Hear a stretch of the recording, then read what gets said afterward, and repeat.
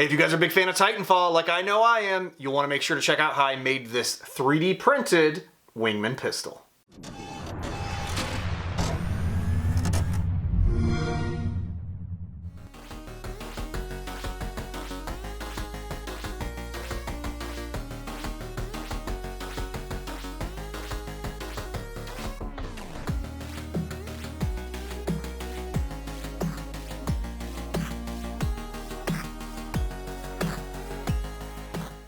Alright, so I'm just cleaning up the prints right now, and one of the things that I did with this particular print that I don't normally do is I printed each of the parts with a brim, and what that is within Simplify 3D and probably a lot of other programs, you can include this little edge, or basically a lip, to all of the prints. And what this did was it helps when it's printing that all of the ends stay stuck to the bed, and then it helps with things like curling without me having to print a full raft for each of the parts to print on. Since this was a lot of flat parts, I wanted to make sure that these were as flat as possible so that when I go to put everything together, it fits together nicely and there's not gaps. I'm still going to have a little bit of gappage in some spots, but nothing that's going to be too bad because of this. The problem with printing brims or anything like that is there is a huge amount of cleanup that you have to do. So right now, I'm just going to continue with cleaning these up. Lots of filing, lots of tweezing here, applying to get the parts off, and using the Dremel attachment to basically file off any of the brims that are on there. So let me continue with this and we'll pick things up once I'm done. So what you guys will see here is I've got a whole bunch of pieces that I have sanded and removed all of the supports that I needed to do. There was just a ton of sanding again that I was doing. I've now in the process of just basically gluing everything together, all of the pieces together, and then doing a little bit more cleanup on this before it is finally finished. So here I will be showing that to you guys here momentarily, but for now I've got to continue the project of sanding and gluing and printing a few additional pieces. The details on some of the smaller pieces just did not come out well enough, so I'm going to try and print those in a little bit finer detail and see if I can get those to be a little clearer for this project. All right, and mental note for 2017, I really need to invest in some more lights for my basement if I'm going to continue to do more videos here in the workshop. It's just too dark. You guys can't see anything. It's not well lit. It needs to be well lit along with nice audio and nice visuals, all that good stuff. I got some Hatchbox wood PLA for Christmas and I have been dying to test this out. And so far it is printed very, very well. And I have another project that I'll be sharing with you guys in a few days here where I go into more detail with that.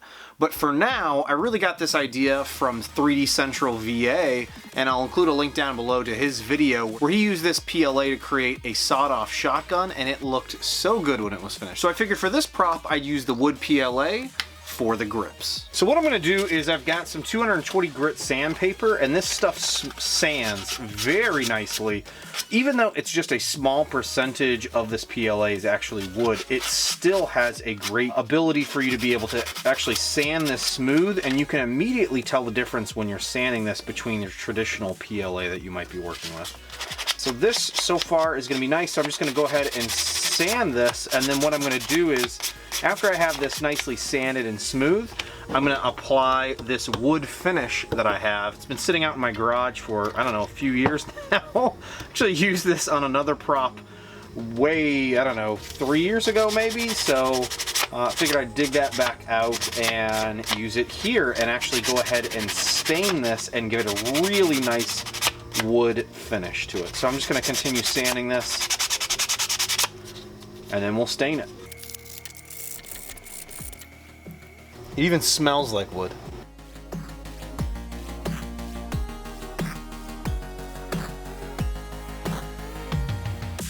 So what's really great about this model is that it basically, once you have everything assembled and glued together in a particular order, it has these components that you can just connect everything up, and it basically snaps together. And then you can choose whether or not you want to completely seal it or not. Since I'm still sort of painting this a bit, I figured I will not completely seal it just yet And what I wanted to do, and what I want to show you guys is, so here on this side of the gun, I've gone in, and I'm not sure if it's going to pick it up that well on the camera, but I've decided to start trying to grime up the silver a bit and start adding a few highlights here on the black sections.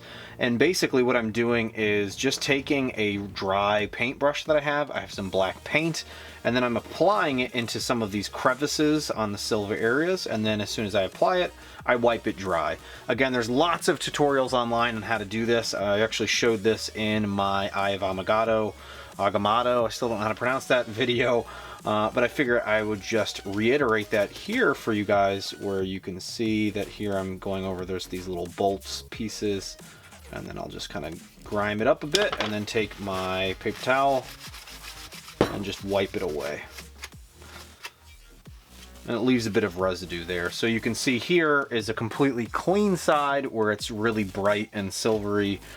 Looks like a brand new Wingman pistol, whereas on this side it's grimed up and looks like it's been in use a good bit. And I always prefer battle damage over completely pristine in any of the props that I create. Also, what's nice with the change of pace here for this particular gun for me is that I'm not really doing any sanding on the outside. I did a lot of sanding on the connecting section so that it fit nice and flush together when I glued everything. But normally on the outside, I'm typically taking Bondo or Smooth On XTC3 and smoothing this out and then spray painting and painting over. But with this particular print, since I went with just black and this metallic silver PLA from Hatchbox, I figured I'd just stick with this as is and just apply some paints directly to this. Now normally when you apply paints directly to PLA prints, it kind of absorbs into the pores of the print, so you have to apply a few coats there, and it's going to be a little bit duller than what you'd see that you're actually painting with. But for the grime, it works perfect. For the red, I didn't want too red, so this is, again, working pretty nicely for me here. So here is the finished gun. This thing looks absolutely amazing. Juri over on My Mini Factory has created this and shared it with everybody to download and print yourselves. If you haven't already, make sure to go ahead and check out his page as well as his social media accounts. I'll leave some links down below to all of that where you can check it out. He has created some amazing props that you can download and print yourself, including the very famous the Voltron replica toy that is just absolutely amazing. I've actually printed, I think it's upstairs in my kid's bedroom, one of the low poly Ninja Turtles, as well as some really cool Transformer files that he's created. I printed this in black and silver Hatchbox PLA. I also used wood PLA for the first time for the handle grips here, and it came out really nicely. I'm very impressed with how this turned out. I applied one coat of wood stain to this and let it sit overnight, and it turned out really nice. It gave it a nice, a slightly darker tone, which I was going for. I didn't want it to be too dark. I didn't want it to be as light as it was when it first printed. It's very easy to sand as well, and it has a very nice texture to it. I also originally planned to just print this and glue it all together and do it basically as that. No post-finishing work whatsoever. However, as I get into it, I figured I'd just apply a little bit of grime to this, do a little bit of painting to make things pop a bit, and I'm very happy with how this turned out without having to go in and doing a ton of sanding, a ton of Bondo work, or using XTC 3D to really smooth everything out. I can also still take the gun apart since it is not completely sealed together. All of these pieces on the front end and the back end are completely glued down at this point, but the two sections I can take apart if I need to make any adjustments or modifications, or if I just wanted to go back in and touch up anything after I'm done with this project. This thing is beautifully sized as well. Let's check out how big this is from end to end. This is about 11.5 inches. It's pretty impressive.